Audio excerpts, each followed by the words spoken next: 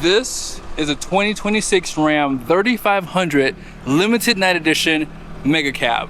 And this is one of the best dually trucks on the market today. I borrowed it from Ken Garff Chrysler Jeep Dodge Ram here in West Valley, Utah. And if you would like to buy this truck, be sure to text this guy here. Ezra, is this available? It's available. Come see me anytime. Call me at 801-923-8003. Cool. Thank you, brother. Of course. Here's the window sticker with a description. Base price is $93,350. And then this is a short listing of the standard features. Be sure to pause to see more. Now, starting off the options is the black paint for $295, max tow is $2530, and the night edition is $2,095. So it's going to give you the body color grille and then sport performance hood. Now, the Tow Tech Plus group gives you the digital rearview mirror with the trailer reverse steering control. Limited level 1 is $4645. Sunroof, dual rear wheels, and then this does have the transfer case skid plate with the dual alternators. Destination is $2595 for a total price of $109,485.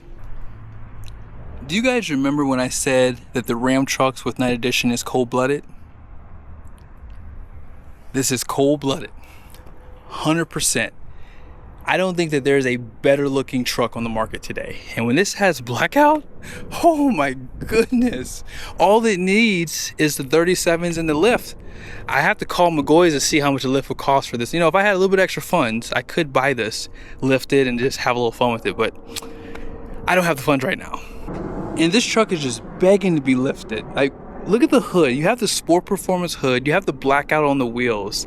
It's like the perfect spec. All you have to do is just tires and lift. It's done already for you. I love this truck. And if you don't know, painted bumpers now come standard on limited, which is nice. Now, solid front axle on this truck. Now, we'll say these tires would be the first upgrade I would do on this truck, because the Nexans, they look great, but I've seen online where these do split over time. So once you start putting miles on them, you probably want to consider getting rid of them after probably 20 or 30K. Just saying, that's just based off of what I've seen online. These wheels, 17, I think they're like 6 inches wide. This tire size is a LT 235/80 17. Fender flares, gotta have them. They just make the truck, guys. Like, here is the truck with the fender flares, right? Versus without. I just think that it looks like a Bighorn. I want my truck to have fender flares, and I think they should make it an option for the Laramies, because the Laramie can get up there 100K too, so make it an option. All the badging is blacked out. You have the best mirrors in the game. Power deployable running boards were an option, remember, because of that limited level 1. Side view, man, mega cab on a stubby dually looks so good. Oh my goodness. You cannot get the 50-gallon tank, however, if you go with this mega cab. So you have a 32-gallon, I believe. Maybe it's a 31, actually, now that I think about it. And then you have a 7.5-gallon DEF tank. And when you get the air suspension, you don't get overloads. And there's no reason for you, because you have the airbags. But you see that sensor right there? That would pretty much be in the way if you had overloads. Now you can see that skid plate was an option for that transfer case. And then out back, you have a sensor here to protect the dually side. There's also a step right there, full LED tail lights. This one does have the tow mode for the rearview mirror. So if you put a camera on the back of your trailer, you can plug into here and it will show in your rearview mirror. Also, you have a 12-way plug and a 7-pin. There's a light right there that shines down below. You can get 2400 watts of power in the bed. You have a 7 and 12-way plug there. Bed lights. There is 2 cameras above, one for rearview mirror, one for bed view. And if you want to see those airbags, you can kind of see it right there, but you can see it better right there. 342 rear is the only axle ratio you can get. And then there's your spare tire. And of course, we got to get the killer shot. Here it is. Wow. That's it right there. Wrapped underneath this killer package is an inline 6.7 liter Cummins. Good for 430 horsepower and 1,075 pound-feet of torque. We understand today that all you had to do 5 years ago, Ram, was just put an 8-speed transmission behind this thing and it would be golden. Now, they did get away from the CGI, which is a compacted graphite iron. They went back to cast iron because if it ain't broke, don't fix it. GM knows that. Also, no more grid heater. So now we have 6 glow plugs, which I'm not a huge fan of that, but at the end of the day, we'll see how it goes. Maybe they're better on the Cummins. We'll see. Now, performance intake manifold.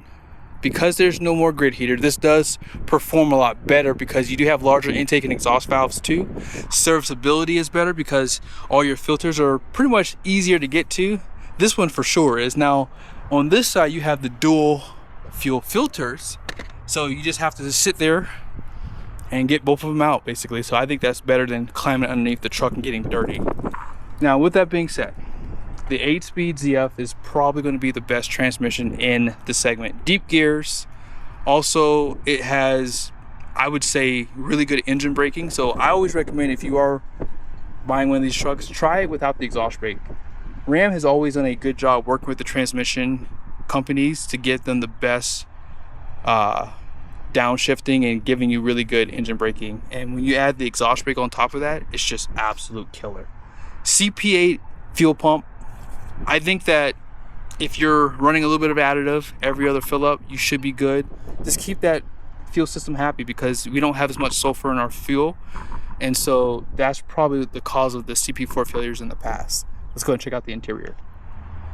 Tim Kaniskis, if you're watching this, please add blackout package with the ebony red interior. My goodness, if this truck had the ebony red interior, which is not available with the Night Edition, home run.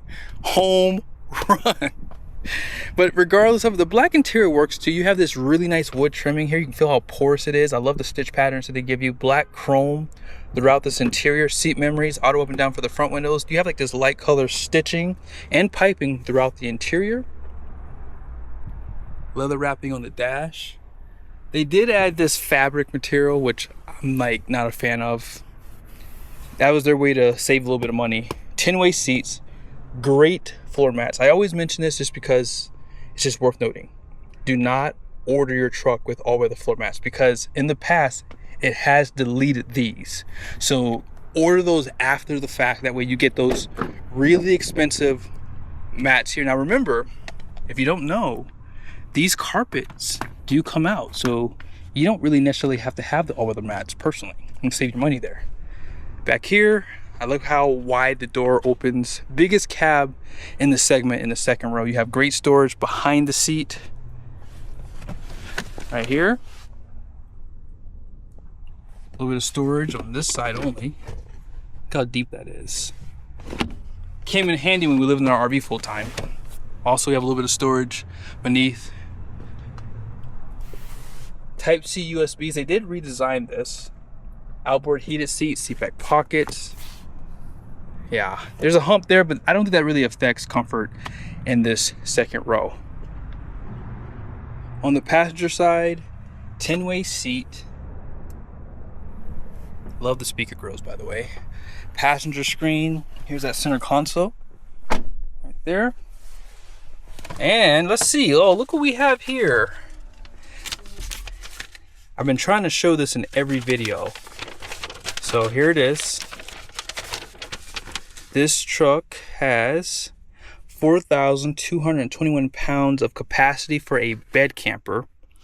I will show you the payload here at the end. You guys see dual wireless chargers, the only truck in the segment for that. Also 14.5-inch display, class leading there. And they have still to this day the best center console. You guys see right here.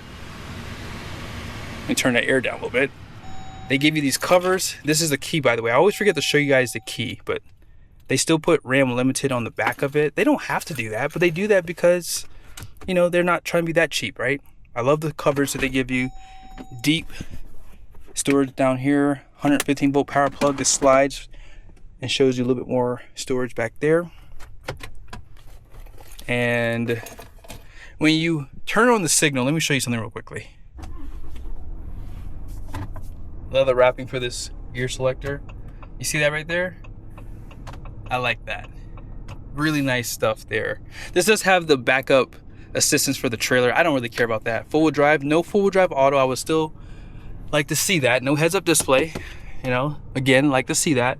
Now on the mirrors, you guys see this has the cameras, right? So again, if you're hooked up to your trailer, you can now have a blind spot alert for that. So when you push out the mirrors, check this out. You see that? It's pretty cool, isn't it?